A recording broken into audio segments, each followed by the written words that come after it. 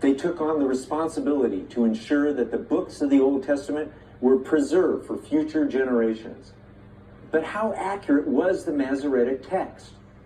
Many scholars suspected many errors had occurred in the copying process. Many people believed them until one day in 1947, a boy threw a rock into a cave.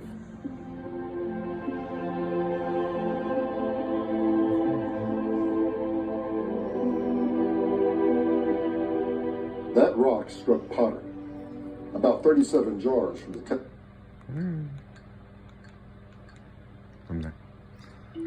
A page was copied and checked by another. Still a third person would check to see what the middle word was on the page. Then, when the whole book was finished, another would count the phrases. And just how accurate were they in copying the Old Testament books? Up until about 65 years ago, the oldest manuscripts of the Old Testament came from around 1000 AD. These were called the Masoretic texts. They were the product of a group of Jewish scholars known as the Masoretes. They took on the responsibility to ensure that the books of the Old Testament were preserved for future generations. But how accurate was the Masoretic text? Many scholars suspected many errors had occurred in the copying process. Many people believed them until one day in 1947, a boy threw a rock into a cave.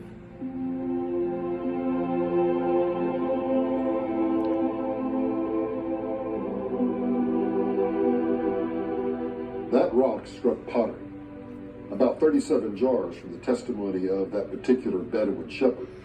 And in those jars were scrolls made of parchment. On the scrolls were written copies of the Bible.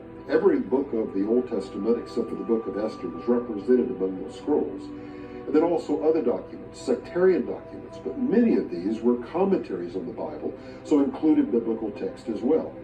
What is interesting is that from one of those caves, and there were 11 caves numbered in the order of the discovery, from cave 1 came copies of the book of Isaiah. In fact, a complete copy of Isaiah, the longest book in the Old Testament, 66 chapters, the best to compare perhaps with the Masoretic text to determine how well the text had been transmitted.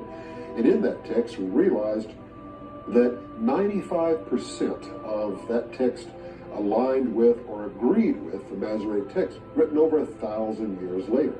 So we saw in that text the accuracy of transmission by those Hebrew scribes over that long period of time. The Dead Sea Scrolls have been called the most important biblical archaeological find in history.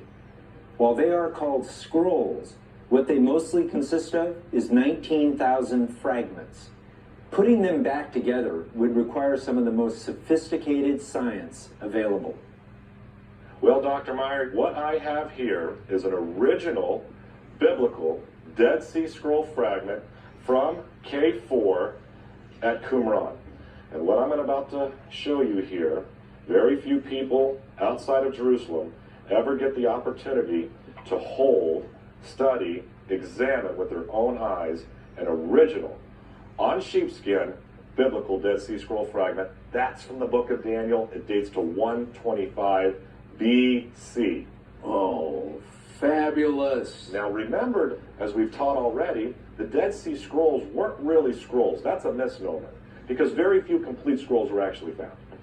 The great discovery came at over 19,000 pieces that have taken literally 60 years to put back together again into the 800 or so scrolls that we know today. Now, to help understand a little bit about the science and academia of this particular project, here in my hand is a fragment of a Torah scroll from the book of Leviticus. And as you can see, two columns, as you were mentioning before, stitched together. And if we were to be on the reconstruction process, and this is just 350 years old, sheepskin as well, as we were putting the scrolls back together again in Jerusalem, what we would have to do is find where that particular piece went in the text. What a puzzle it really is. And then we would literally put it back together again on where it was supposed to go. There were numerous copies of the exact same scroll. For instance, 36 copies of Psalms, So how were we able to put the scrolls back together again? 3 unique techniques have been the choices there. Handwriting style. Very unique handwriting styles to some of the scribes. And because of infrared technology, we were able to line the piece up where it was supposed to go. Now, Dr. Meyer here is an example of the technology that was used in Jerusalem in the reconstruction process. Here is how things look to the naked eye. However, when we switch things over to the infrared, look how clear that text becomes. Fascinating. How, because of the duplicate copies, were we able to make sure that piece went into the right spot? Well, remember, just like humans, animals have unique DNA. Therefore, all we had to do to make sure the right spot, the right piece went in the right spot, we would then DNA test pieces to the north, west, east, and south, and if they all matched the same DNA, we knew we put the scrolls back together again.